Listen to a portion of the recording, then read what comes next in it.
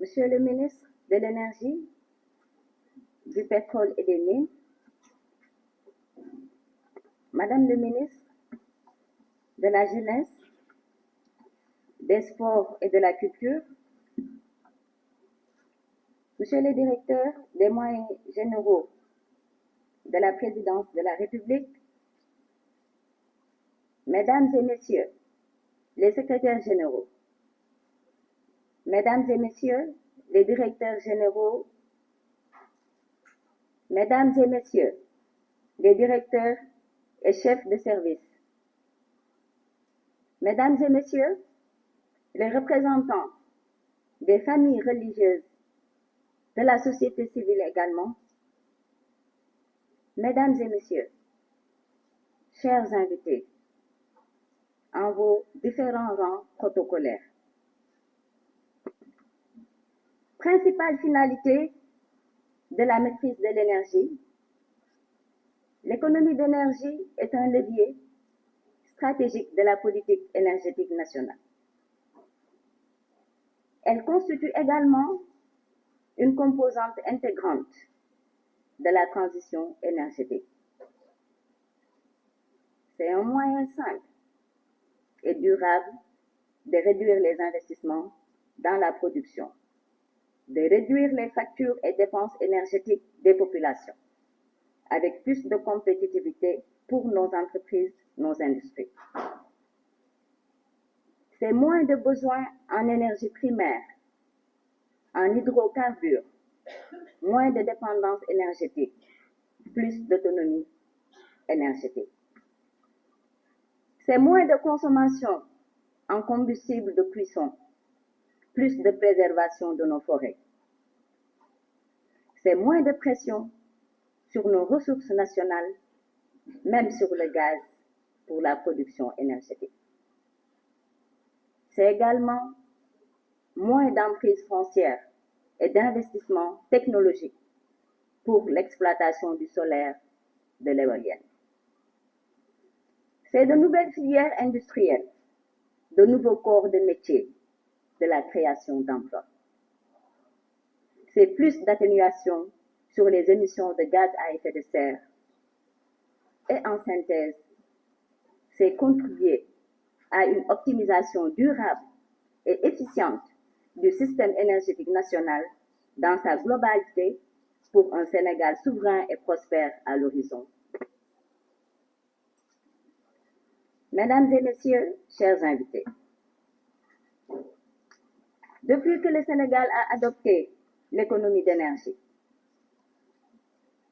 il est grand temps de mettre à l'échelle les différentes possibilités et programmes à ce niveau. N'est-il pas temps de ne plus considérer l'économie d'énergie comme levier à actionner, principalement en période de difficulté dans le sous-secteur de l'électricité?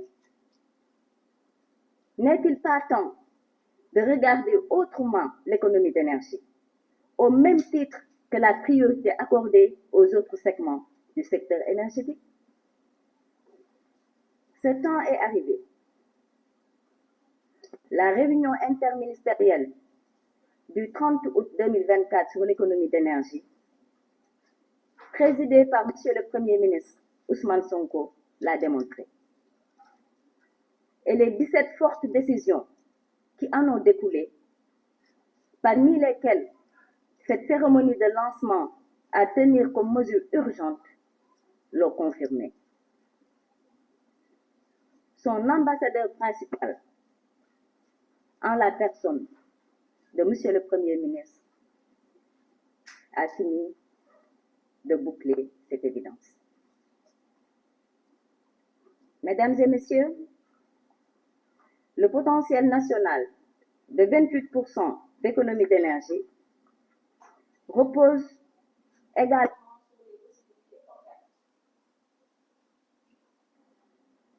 par l'économie d'énergie. Et au regard de l'important gisement existant, ainsi que des enjeux de la transition énergétique qui appelle au doublement des efforts en efficacité énergétique et à la maîtrise également des coûts et dépenses énergétiques. Ce nouvel élan donné à la maîtrise de l'énergie rassure. Également, la rentabilité prouvée des programmes de maîtrise de l'énergie n'est plus à démontrer. Quand on sait que le coût d'1 kWh économisé, pour ne pas dire 1 MWh, peut atteindre moins de 5 francs CFA. Et même dans certains cas, moins de 1 franc CFA. Et reste en tout cas inférieur à l'objectif national de 60 francs CFA le kilowattheure pour les programmes les moins efficients. D'ailleurs, les interventions déjà réalisées par l'Agence pour l'économie et la maîtrise de l'énergie, AME, à l'échelle pilote seulement, ont permis, avec moins de 5 milliards investis, de mobiliser des économies totales de 17 milliards de francs CFA, compte non tenu de la partie subventionnée, compte non tenu également des 8,5 milliards qui ont été réduits sur la facture publique d'électricité. N'oublions pas que cette subvention a eu à atteindre 249,23 milliards de nos francs en 2023. Ces résultats représentent cependant une part modeste du potentiel pour le sous-secteur de l'électricité, qui offre des possibilités de gains annuels de 1726 gigawattheures, 186 milliards de francs CFA et un écrêtement de la pointe électrique de 441 MW, avec un déploiement national des solutions d'efficacité énergétique. Avec l'agenda Sénégal 2050, une stratégie nationale de maîtrise de l'énergie à l'horizon 2030, des plans stratégiques quinquennaux de développement, dont celui en cours, l'AME évolue dans un cadre bien maîtrisé, avec une vision très claire et des objectifs identifiés. Mesdames et messieurs, les vastes possibilités qu'offre l'économie d'énergie doivent être connues par tous, portées à l'attention de la population et de tous les acteurs, appliquées et exploitées, et rien de tel que la communication pour assurer cela. Faisant partie de ces actions phares, la communication et la sensibilisation sur l'économie d'énergie englobent toutes les dimensions de la maîtrise de l'énergie. Elle a pour objectif le changement de comportement dans notre société, la connaissance par les cibles des bonnes pratiques, la visibilité de l'AME et la vulgarisation de ses activités à travers les technologies et solutions de maîtrise de l'énergie dans tous les secteurs, bâtiments, industrie, services, commerce, éclairage public, pour leur connaissance et adoption. Elle cible tous les acteurs avec un accent particulier pour les administrations et les ménages. Elle ne se limite pas seulement à l'électricité, mais porte aussi sur les hydrocarbures, notamment dans le secteur du transport, ainsi que sur les combustibles de cuisson. Les messages clés à faire passer permettront de penser et d'agir autrement quand on parle d'économie d'énergie. Ou plutôt, comme j'aime souvent le dire, quand on parle tout simplement de maîtrise de l'énergie. Car il sera expliqué à toutes les cibles de cette communication, selon le cas, que quand on adopte l'éco-construction, en intégrant les spécifications constructives en matière dans les bâtiments, c'est de l'économie d'énergie. Quand on utilise des équipements énergétiques, moteurs et appareils électriques avec des meilleures performances dans tous les secteurs. C'est aussi de l'économie d'énergie. Quand on améliore les rendements énergétiques des systèmes de production, transport et distribution de l'énergie, on fait de l'économie d'énergie. Quand on intègre aussi le solaire dans nos bâtiments et systèmes énergétiques, on continue toujours de faire de l'économie d'énergie. La digitalisation de la gestion énergétique des bâtiments, infrastructures et édifices, grâce aux solutions offertes par la domotique et l'Internet des objets connectés, c'est aussi de l'économie d'énergie. Quand on assure le bon paramétrage des équipements et installations, leur entretien, leur maintenance, c'est de l'économie d'énergie. Mais également, le plus répandu et le plus simple, quand tout simplement on applique les bonnes pratiques avec la sobriété énergétique pour lutter contre les gaspillages ou abus intentionnels ou non intentionnels, c'est de l'économie d'énergie. Les outils, spécifications et approches permettant à tous les acteurs de mettre en application ces différentes dispositions, de même que les programmes d'accompagnement de l'AME à cet effet, seront partagés lors de ces actions de communication. Comme vous le noterez, la campagne sur les économies d'énergie revêt plusieurs caractères. Et il s'agira aussi d'ancrer définitivement auprès des cibles le fait que l'économie d'énergie n'est ni un rationnement énergétique, ni une privation énergétique, mais tout simplement une utilisation plus optimale et efficiente, avec moins d'énergie, moins de dépenses, moins d'investissements pour satisfaire le même besoin ou service énergétique et qui ne change en rien le bien-être, le confort ou la qualité recherchée. Des phases préparatoires à cette campagne ont été déjà mises en œuvre et il s'agira avec ce lancement de marquer un nouvel élan dans la dynamique engagée grâce au plan d'action élaboré et qui embarquera toutes les parties prenantes et partenaires dans nos activités. Le rôle plus que déterminant des leaders d'opinion, foyers religieux, ambassadeurs et relais, associations professionnelles, associations de consommateurs, influenceurs a été également intégré dans sa pleine dimension. À cet effet, une capsule synthétique de présentation du plan d'action qui sera mise en œuvre suite à cette déclinaison des objectifs, des cibles, mais au tout début aussi de la vision de la nouvelle campagne de communication sera projetée tout à l'heure. Je vous remercie.